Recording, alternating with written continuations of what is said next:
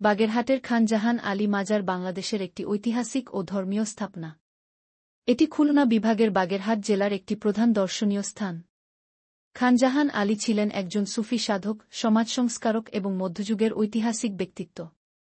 খান জাহান আলীর জীবন ও আগমন। পূর্ণ নাম খান জাহান আলী, আসল নাম উলুগ খান জাহান। আগমন ১৫ শতকের প্রথম দিকে খান জাহান আলী দক্ষিণ বাংলায় ইসলাম প্রচার, জনপদ গঠন এবং উন্নয়নমূলক কাজের জন্য আগমন করেন। ইসলাম প্রচার। তিনি ইসলাম প্রচারের পাশাপাশি এই অঞ্চলের উন্নয়নে উল্লেখযোগ্য ভূমিকা রাখেন। মাজার স্থাপত্য ও বিবরণ। অবস্থান বাগেরহাট শহরের দক্ষিণ-পশ্চিমে অবস্থিত।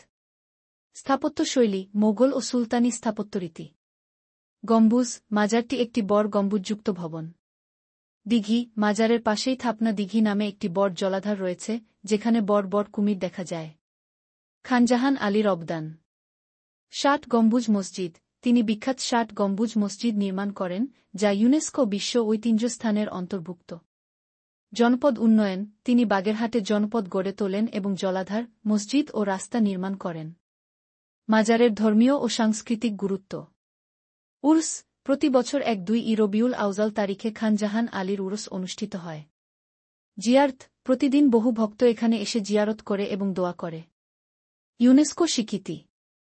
১৯৮৫ সালে বাগেরহাটের ঐতিহাসিক মসজিদ নগরী, যার মধ্যে খান জাহান আলীর মাজারও অন্তর্ভুক্ত, ইউনেস্কো বিশ্ব ঐতিহ্য হিসেবে স্বীকৃতি পায়। উপসংহার। খান জাহান আলীর মাজার শুধু ধর্মীয় স্থান নয়, এটি বাংলার ইতিহাস, ঐতিহ্য এবং স্থাপত্যশৈলীর অন্যতম নিদর্শন। এটি ধর্মীয় ভক্তদের জন্য একটি গুরুত্বপূর্ণ তীর্থস্থান এবং পর্যটকদের জন্য ঐতিহাসিক গুরুত্ব বহন করে।